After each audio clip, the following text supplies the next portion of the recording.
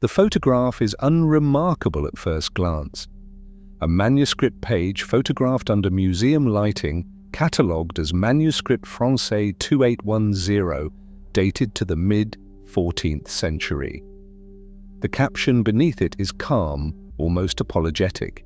It reads, "Chronicle Fragment, Anonymous, circa 1357. The ink is faded, the vellum warped. But the city drawn in its margin should not exist. Stone avenues stretch in straight lines. Towers rise in uniform proportions. Arches repeat with mechanical precision. No medieval sprawl, no organic growth. The scale is wrong, too ordered, too complete." By 1357, Europe was still reeling from famine and plague. Census estimates place entire regions depopulated, and yet this image shows a functioning city, not symbolic, not allegorical, but infrastructural. Museum notes suggest artistic imagination, but imagination rarely invents consistent engineering. The contradiction is quiet, almost polite. It asks a dangerous question. What if the old world did not grow into civilization, but inherited it? The accepted narrative begins smoothly. By the mid-14th century, Europe is fractured but familiar. Feudal holdings, agrarian economies, limited urban density. The Black Death, arriving in waves between 1347 and 1351, erased between 1/3 and 1/2 of the population in some regions. Chroniclers describe empty villages, abandoned fields, and silence where markets once stood. Census reconstructions, later assembled from tax rolls and parish records, reinforced the devastation. England's population drops sharply. French estates report lands without tenants. Italy's city-states struggle to maintain basic governance. The numbers tell a story of collapse so complete that recovery should span generations. The manuscript from 1357 sits in this context. A chronicler records events after catastrophe. A monk sketches an imagined city, perhaps aspirational, perhaps symbolic of divine order restored. Historians note the drawing's geometric precision as evidence of mathematical knowledge preserved in monasteries, a light kept burning through dark times. The explanation is tidy, reassuring. It accounts for the image by placing it within what we know of medieval scholarship, artistic tradition, and symbolic representation. Art historians point to similar manuscript illuminations, idealized Jerusalems, metaphorical cities of God, architectural fantasies meant to inspire rather than document. Yet the city in the margin refuses to behave like imagination. Its streets align too precisely, following a grid pattern not widely implemented in European urban planning until centuries later. Its towers obey proportional ratios not formally codified until Renaissance treatises on architecture. The aqueduct structures in the background display engineering principles associated with infrastructure systems, not devotional art. In isolation, it is art. In context, it is dissonance. The vellum is smooth under archival gloves. The photograph captures every crack in the aged ink. Museum lighting reveals layers, corrections, additions, the trace of a hand that drew with purpose, not symbolic flourish. And beneath the official explanation, a question forms. Why does a world rebuilding from collapse depict infrastructure it supposedly could not yet conceive? The manuscript from Paris is not alone. Across European archives, Vienna, Prague, Florence, marginal illustrations from the 14th and early 15th centuries repeat the same visual language. Cities drawn with uniform street grids, massive domed halls that dwarf contemporary construction, aqueduct-like arches spanning valleys where no Roman infrastructure is recorded. Archivists classify them as idealized. but idealization usually exaggerates known forms, amplifying familiar architecture to superhuman scale. These drawings introduce unfamiliar ones. A Prague codex dated 1382 depicts a water-lifting wheel embedded in a stone tower, a device officially attributed to much later engineering developments. The mechanism is detailed, showing gear ratios and structural support systems that suggest observation rather than invention. A Florentine manuscript from 1404 shows multi-story vaulted halls with unsupported spans rivaling 19th century exhibition architecture. The perspective is accurate. The proportions are consistent. Each image alone is dismissible. Art copying art, symbolic representation, monastic fantasy. Together, they form a visual grammar. The paper is thick beneath examination. The iron-rich ink catches light differently than later compositions. Conservators note the pigments, some common to the period, others suggesting mineral sources not typically documented in medieval European trade records. The consistency across manuscripts separated by hundreds of miles and multiple decades is striking. No record explains where these ideas originated. No architectural treatise from the period describes such structures. No preserved correspondence between monasteries mentions shared plans or copied designs. Yet the visual elements recur, the same tower proportions, the same arch configurations, the same urban grid systems. The silence of the archive is heavy. Catalogue entries remain neutral, unknown provenance. Artist unidentified, purpose unclear. But patterns do not emerge from vacuum. When multiple independent sources converge on identical architectural details across borders and decades, the standard explanation, coincidence or artistic tradition or symbolic convention begins to thin. Artistic fantasy does not converge independently across borders unless it is copying something already seen, and what was seen, if not imagination, must have been memory. Demographic recovery after catastrophe follows patterns observed across centuries: gradual growth, generational replacement, labor scarcity, driving wages upward, all well documented in economic records, parish registers, and land tenure documents. The process is slow, measurable, predictable. Yet in several regions of Europe, census reconstructions show abrupt stabilization, even growth, within decades of the Black Death's peak devastation. The numbers appear faster than biological replacement allows. In parts of southern France, taxable households rebound by the 1380s at rates that require impossible birth rates or massive immigration from equally devastated neighboring regions. Tax records from Toulouse show a doubling of registered households between 1360 and 1390, a 30-year span that should show only modest recovery given plague mortality rates exceeding 50% in some parishes. In northern Italy, urban density appears restored while rural populations lag. Census data from Florence indicates city population approaching pre-plague levels by 1400, yet surrounding countryside remains depopulated. The standard explanation invokes rural to urban migration, but surrounding rural areas show equal loss. There is no recorded surplus population to draw from. Historians explain this through migration from distant regions, Iberia, Germany, Eastern Europe. Movement of people seeking opportunity in recovering cities. The theory is reasonable and accounts for some population movement documented in guild records and citizenship applications. But migration requires origins. Demographic records from the proposed source regions show similar plague devastation and slow recovery. German territories report massive population loss. Iberian kingdoms document collapsed settlements. Eastern European records, where they exist, tell the same story. The numbers balance on paper. Population totals match the carrying capacity of recovered agricultural systems, and urban infrastructure absorbs projected residents. but the mechanism remains unclear. Where did they come from? Parish baptism records from this period show another oddity. Names appear without family history.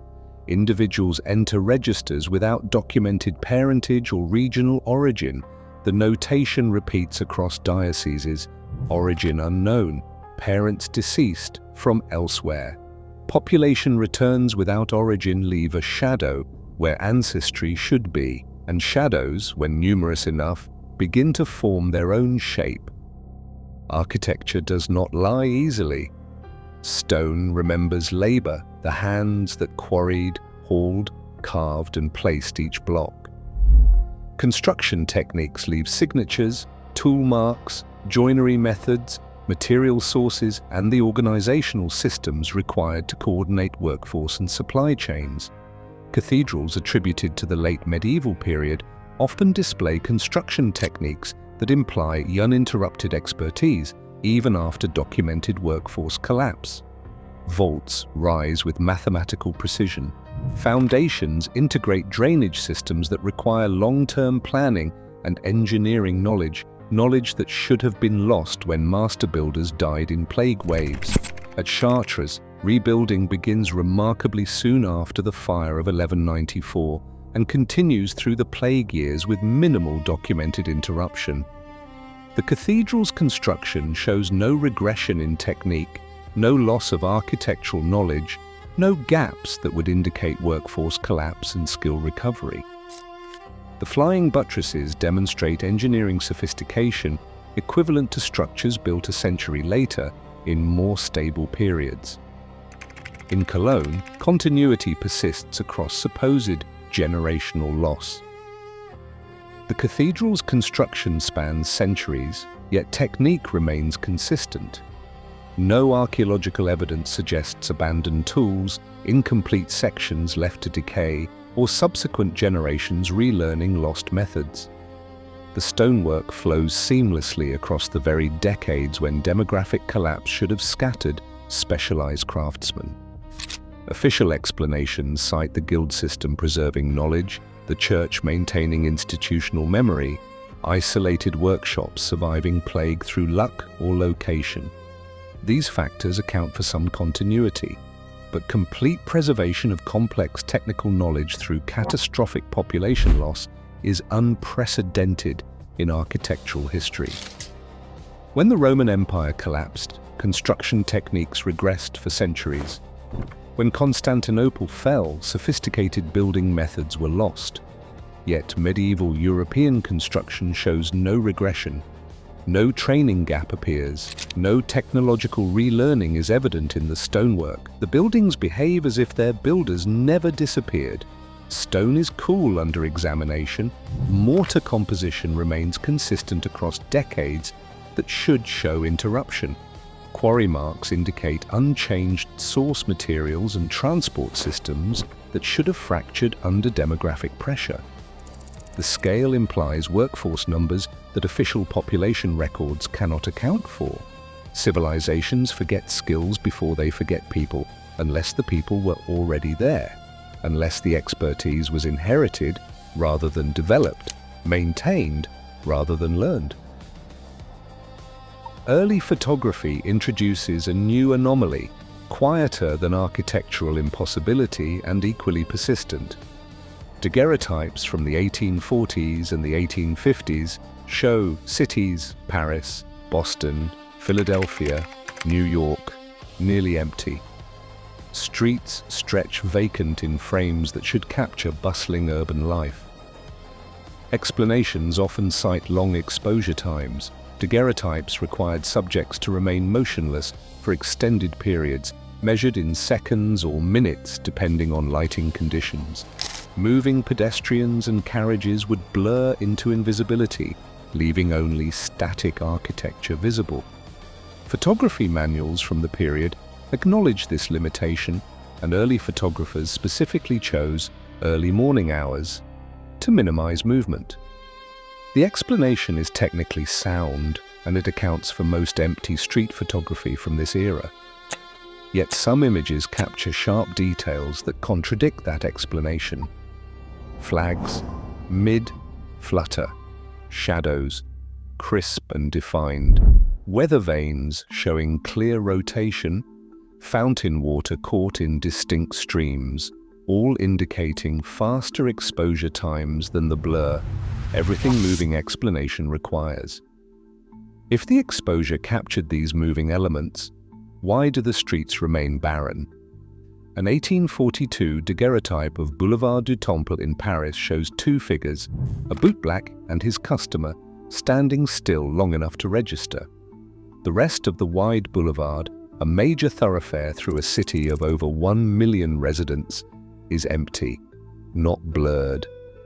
Empty, the cobblestones are sharp, the building facades are detailed, the trees show individual leaves. Yet no one else appears. A Philadelphia street scene from 1853 displays similar characteristics. The photograph shows Market Street at midday, with commercial buildings clearly marked, shop signs legible, architectural ornament visible, but no crowds, no street vendors, no horses, no carriages, no blur, suggesting motion. Just emptiness. The emptiness is inconsistent with population counts. Philadelphia recorded a population in 1850 that exceeded 121,000. Market Street was a commercial center, yet the photograph suggests abandonment, not motion blur. Where were the people? Photograph grain crackles under magnification. The paper smells faintly of chemicals and age. Archives hold hundreds of these images, urban landscapes, sharp and detailed, and empty. Individually, each has its explanation. Together, they ask whether what we are told about 19th century population density matches what the camera recorded. Absence, repeated often enough, stops being coincidence. Orphan train records from the mid-19th century list hundreds of thousands of children relocated across North America from 1854 to 1929. The Children's Aid Society, founded by Charles Loring Brace, documented over 200,000 placements. Intake logs repeat the same phrase across decades, parentage unknown. Foundling hospitals in Paris, London and New York report intake numbers disproportionate to recorded birth deficits or documented family breakdown. L'Hôpital des Enfants Trouves in Paris processed thousands of infants annually throughout the mid-1800s, many with no family information, no surname, no documented origin. Intake registers note location found, doorstep, church steps, street corner, but rarely source. The New York Foundling Hospital, established in 1869, received over 45,000 children in its first 25 years of operation.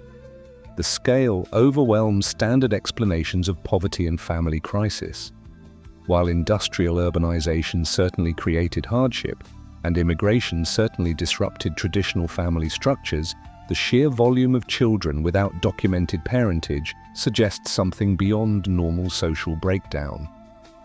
Wars explain some. The American Civil War created orphans. European conflicts displaced families. Poverty forced desperate choices. Parents unable to feed children left them at institutions hoping for better care. Economic depressions throughout the 19th century strained family survival. But the scale exceeds the narrative. Even accounting for war, poverty, disease, and immigration stress, the numbers remain disproportionate. Birth records do not show sufficient surplus to produce this volume of foundlings. Death records do not document parent mortality at rates that would explain mass orphaning. The timing is significant. Orphan train movements peak during the same decades when early photography shows empty streets, when census records show population growth without clear immigration sources, when architectural construction proceeds at rates that seem to exceed documented labor availability.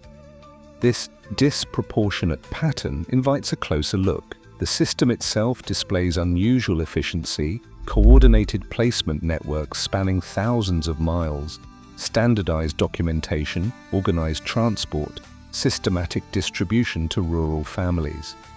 The organizational sophistication suggests institutional planning, not improvised charity. Intake forms read like inventory. For example, Thomas, age 7, origin unknown, parents deceased, good health. Names assigned by institutions, not inherited. Identities constructed, not continued. A society that produces children without parents produces history without lineage. And lineage is the foundation of memory, familial, cultural, civilizational. This point is institutional and unsettling. By the 1870s, another phenomenon emerges: incubator baby shows. Dr. Martin Cooney exhibited premature infants in incubators at world fairs and amusement parks across America and Europe, claiming to save thousands of lives through public display and entrance fees funding the technology. The exhibitions ran for decades. Coney Island hosted shows from 1903 to 1943. Thousands of visitors paid admission to view rows of incubators containing premature infants under medical supervision. Cooney claimed to save approximately 6,500 babies through these exhibitions, though medical records are sparse and verification difficult. Official histories frame Cooney as a medical pioneer demonstrating life-saving technology to skeptical hospitals. The narrative celebrates innovation triumphing over institutional resistance, technology saving lives through unconventional means. Yet questions linger. Where did the babies come from? Cooney claimed parents unable to afford hospital care brought infants to his exhibitions. The scale and sourcing of these exhibitions remain part of the puzzle, but the volume, sometimes a dozen or more premature infants simultaneously on display, suggests a supply exceeding normal premature birth rates for any single city's poor population. Hospital records from the period do not document corresponding decreases in premature infant mortality that would indicate mass diversion to Cooney's shows. Orphanage records do not show transfers. Birth certificates rarely track these children after exhibition graduation. The shows coincide in time with orphan train peaks, with World Fair construction booms, and with the same decades that show strange population dynamics and empty street photography. The convergence is not proof, but it is a pattern. The exhibitions themselves display troubling efficiency. There are coordinated supply chains for fragile infants, standardized medical protocols before such protocols were institutionally established, and organized transport systems moving vulnerable children between cities and exhibition sites without documented mortality rates that would be expected for premature infant transport in this era. The incubators hum softly in period photographs. Rows of glass chambers hold tiny bodies. Crowds observe through barriers. The babies are anonymous, labeled by number or by generic name, their origins and destinations unrecorded in public documentation. The headline, "Baby Saved," became common. But saved from what? Saved from whom? And saved for what purpose? Genuine medical rescue or something requiring gentler vocabulary? The pattern expands to include orphan trains, foundling hospitals, and incubator exhibits, multiple systems moving children whose origins remain conveniently undocumented, whose identities are constructed rather than inherited, whose presence in the historical record creates genealogical shadows for entire populations. Architecture aligns, orphan systems align, timelines align, and then come the world fairs, spectacular exhibitions that seem to materialize impossibly complete infrastructure within months, only to be demolished shortly after. The 1893 World's Columbian Exposition in Chicago covered 600 acres. More than 200 buildings, many of monumental scale, displayed architectural sophistication rivaling permanent institutions. The structures rose in less than 2 years on land that had been swampland shortly before. Official records credit armies of workers, standardized prefabrication, and coordinated planning. The White City, as it was called, featured massive neoclassical buildings with columns, domes, and facades, suggesting centuries of architectural tradition. Construction photographs show the buildings emerging rapidly. Too rapidly, some observers noted. The scale and refinement seemed inconsistent with temporary exhibition architecture meant for 6 months of use. Then, after the fair closed, almost all of it was demolished. Buildings that could have served as museums, civic centers, or educational institutions were systematically destroyed. Official explanations cite the temporary nature of the construction, plaster over wooden frames, not stone, and fire risk. A fire in 1894 destroyed many remaining structures, seemingly confirming their impermanence. Yet photographs reveal something else.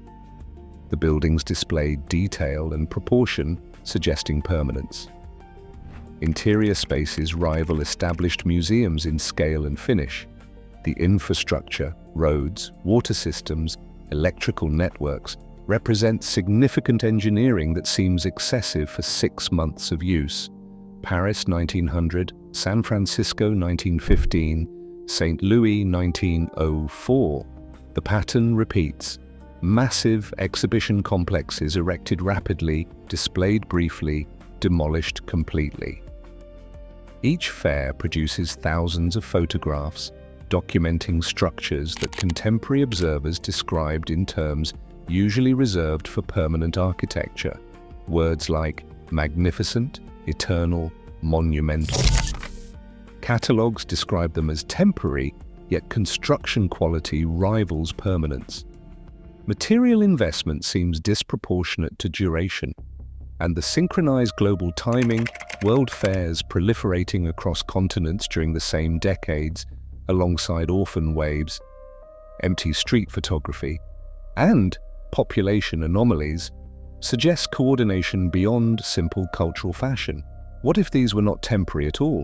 What if the phrase World Fair was vocabulary for something else, a display, a justification, a narrative framework for structures that existed before their supposed construction dates?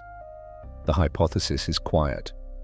Infrastructure surviving its builders, repurposed and reframed as modern achievement, then strategically removed when questions might arise about construction timelines that do not align with population and labor records. Temporary structures should not outlast their builders' explanations.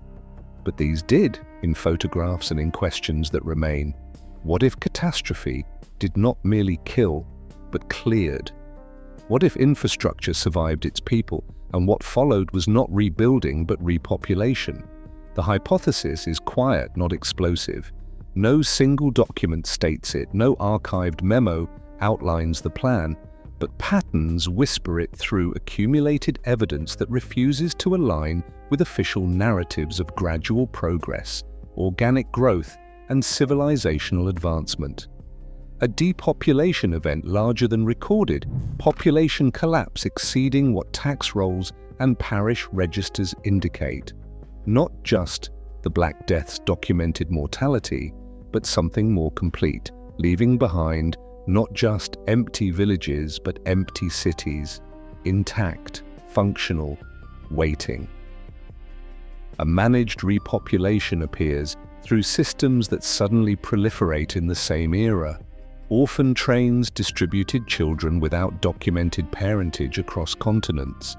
Foundling hospitals processed thousands of infants whose origins remain unrecorded.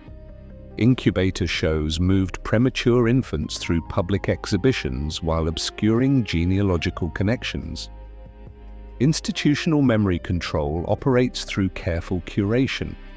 Official histories emphasize construction achievements, while photographs show empty streets in supposedly booming cities. Architectural records claim rapid building, while stonework suggests uninterrupted expertise across supposed demographic collapse. Census figures show population growth without immigration sources to explain the numbers. This pattern explains a deep dissonance official narratives cannot address. Manuscript margins in 1357 show infrastructure Europe supposedly could not yet conceive. Cathedrals display no skill regression despite workforce catastrophe. Early photographs capture sharp architectural detail, but no people in cities that claim hundreds of thousands of residents. Hundreds of thousands of children appear without documented origins during the same decades that show these other anomalies.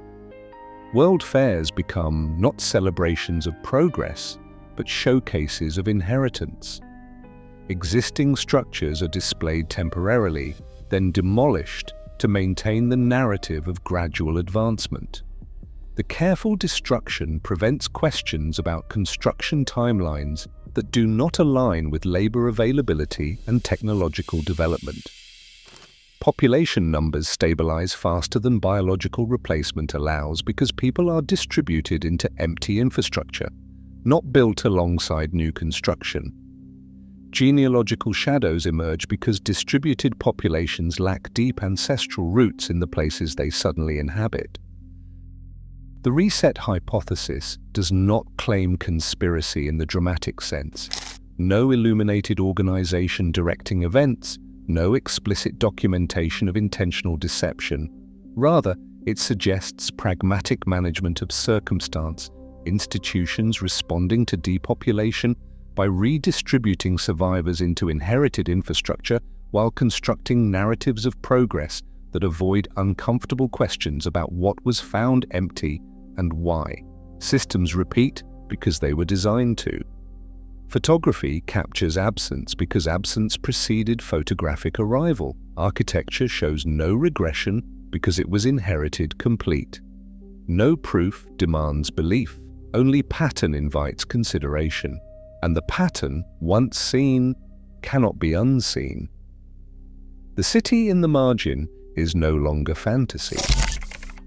The 1357 manuscript returns transformed by context, not symbolic representation, not monastic imagination, but documentary evidence of something the chronicler had seen or inherited memory of.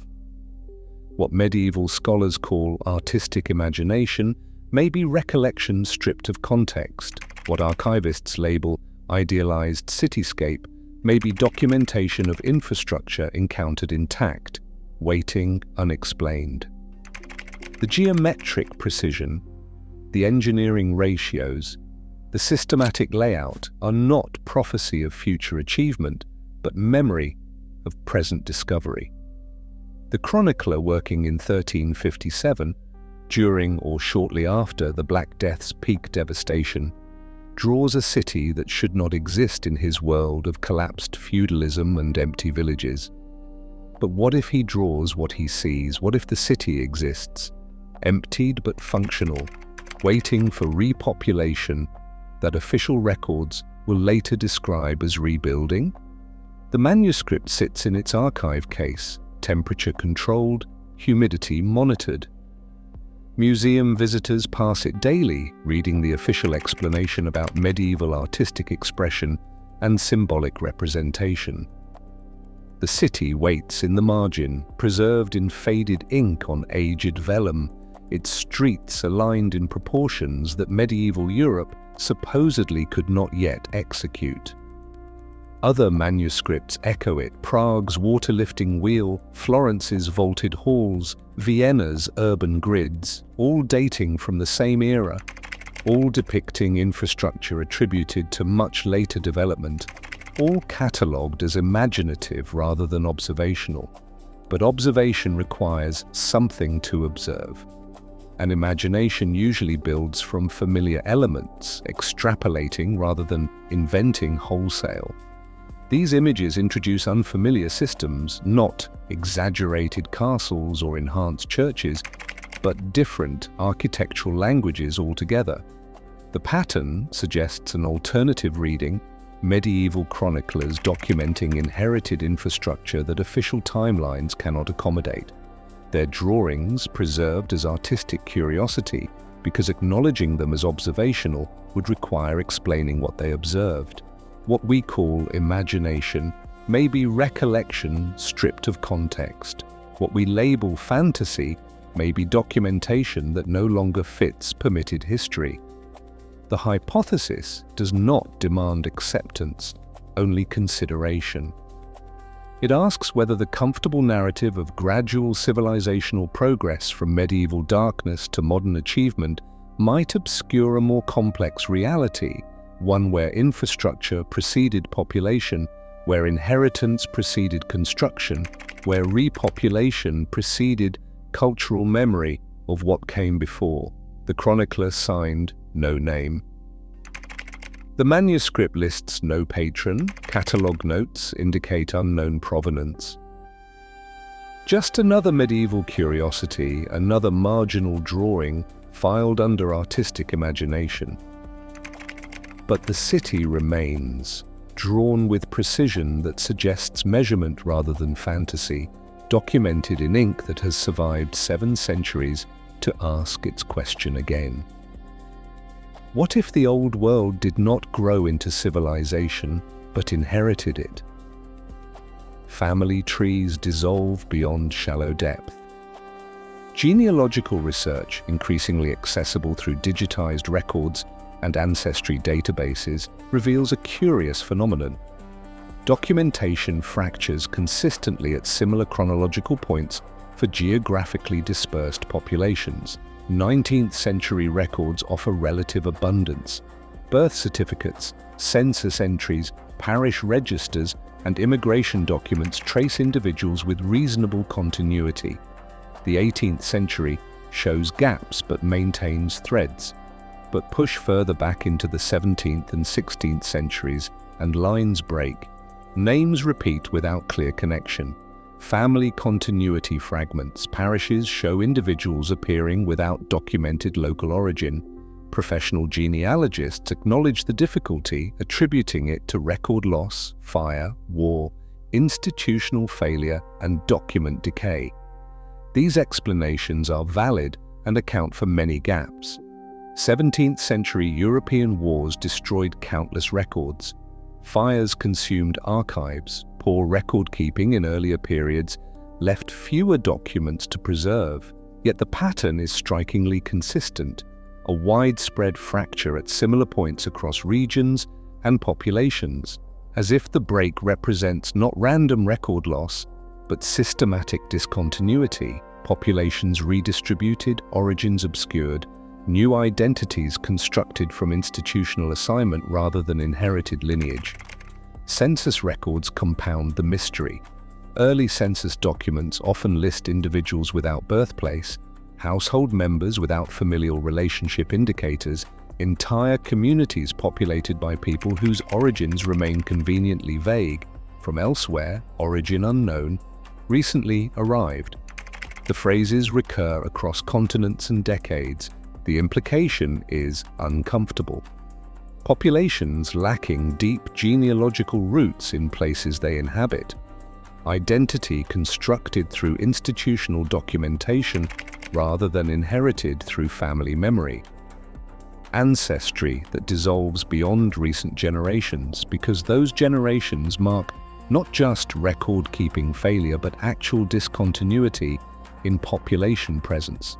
What does it mean to discover one's family tree extends back only 4 or 5 generations before dissolving into institutional records that show parentage unknown? To find 18th century ancestors listed as foundlings, orphans, individuals without documented family connections? For many it means nothing, acceptable gaps in a past that seem distant and irrelevant anyway. But for those investigating the pattern, it suggests something else. Demographic systems operating at scales larger than official histories acknowledge populations distributed into inherited infrastructure without the generational depth that organic population growth produces. A past without ancestors is not a past, it is a construct. History becomes not the memory of lived generations, but the narrative assembled from institutional records that may document distribution rather than continuity. The genealogical dissolution aligns with architectural anomalies, orphan systems, empty street photography and census impossibilities. Not proof, but pattern. Not certainty, but convergence. Identity thins when ancestry fades. And ancestry fades systematically when populations are redistributed rather than organically rooted.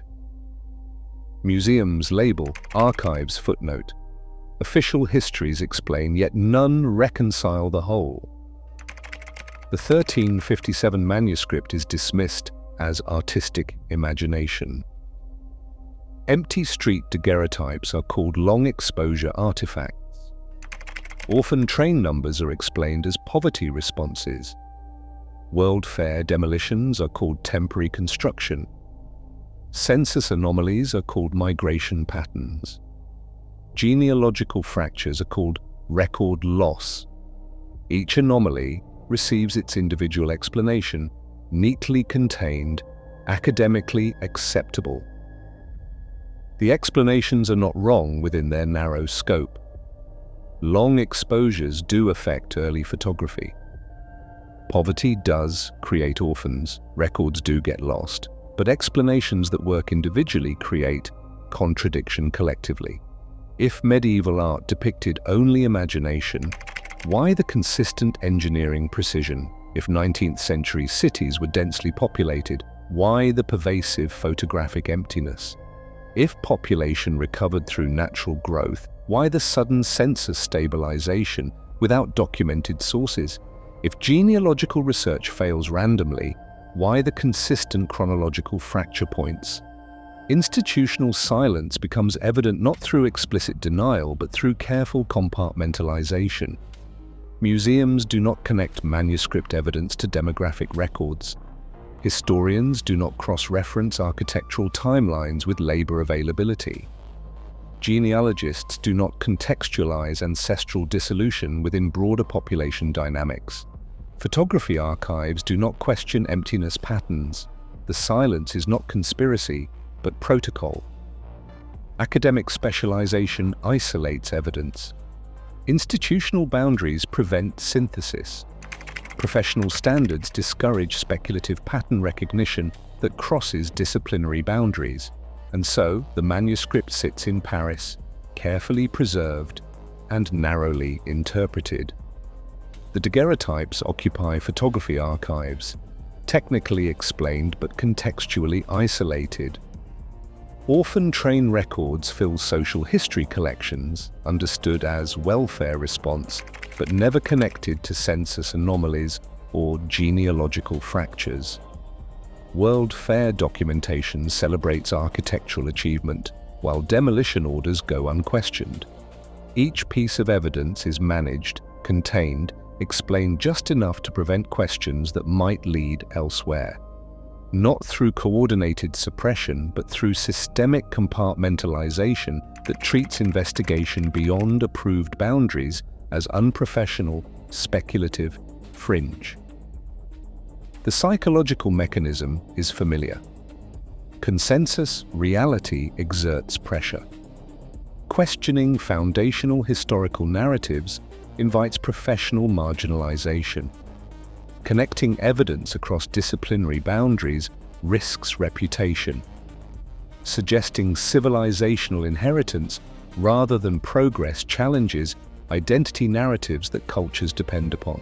So silence becomes maintained policy, not stated, not enforced through explicit prohibition, but upheld through academic standards, professional norms, and social pressure that discourages uncomfortable synthesis. What is not denied is often simply unspoken, and what remains unspoken can persist in archives for centuries, waiting for someone willing to accept isolation as the price of pattern recognition. The evidence exists, the patterns are documented, the questions remain. But institutional silence suggests that some questions are not meant to be asked, because answers might require rewriting not just history, but identity. To accept the pattern is to stand outside consensus reality. The psychological cost is immediate and isolating. Consensus reality provides comfort. Shared narrative creates belonging. Historical certainty offers an identity foundation. Questioning these invites expulsion from the community of accepted belief, not through formal exclusion, but through subtle social mechanisms that mark divergent thinking as unreliable, fringe, untrustworthy. Family members suggest focusing on positive things. Colleagues change subjects when patterns are mentioned. Friends recommend taking a break from research. The message is clear without being stated: return to consensus or accept separation. The isolation compounds as investigation deepens. Each new anomaly, each additional convergence, each pattern recognition strengthens conviction while increasing social distance. What began as curiosity becomes consuming. What started as questions becomes transformation of entire historical understanding. Sleep becomes difficult. Early photography haunts thought, those empty streets suggesting things official narratives cannot accommodate. Census records replay in the mind, numbers that refuse to add correctly. Manuscript margins appear in dreams, cities that should not exist drawn with a precision that suggests they did. Professional consequences follow. Academic research that depends on grant funding faces proposal rejection. Published work gets quietly ignored. Speaking invitations cease. The mechanisms are subtle but effective, not censorship, but irrelevance, not suppression, but dismissal. Yet turning away becomes impossible. The pattern, once seen, cannot be unseen. Knowledge, once acquired, cannot be unlearned. Evidence accumulates regardless of social cost, and integrity demands following evidence rather than maintaining comfortable belonging. The cost is real. Relationships strain. Professional paths narrow. Social isolation deepens. But the alternative, pretending not to see what archives clearly document, accepting explanations that do not explain, maintaining consensus at the expense of pattern recognition, becomes intolerable. Some retreat. The pressure proves too great, and they re-enter consensus reality, filing away anomalies as interesting curiosities that do not challenge foundational narratives. Others persist, accepting isolation as the inevitable consequence of investigation that refuses to honor disciplinary boundaries or respect historical orthodoxy. The pattern remains unchanged, whether acknowledged or ignored, investigated or suppressed, discussed or dismissed. The evidence sits in archives unchanged. Manuscripts still show impossible cities. Photographs still capture empty streets. Census records still display population growth without sources. Genealogies still dissolve at consistent points. Truth rarely announces itself with trumpets and validation. More often it isolates, testing conviction against comfort, evidence against belonging. And in that isolation, questions persist. If this is true, what else have we inherited without knowing? What else waits in archives, unexplained and unexamined?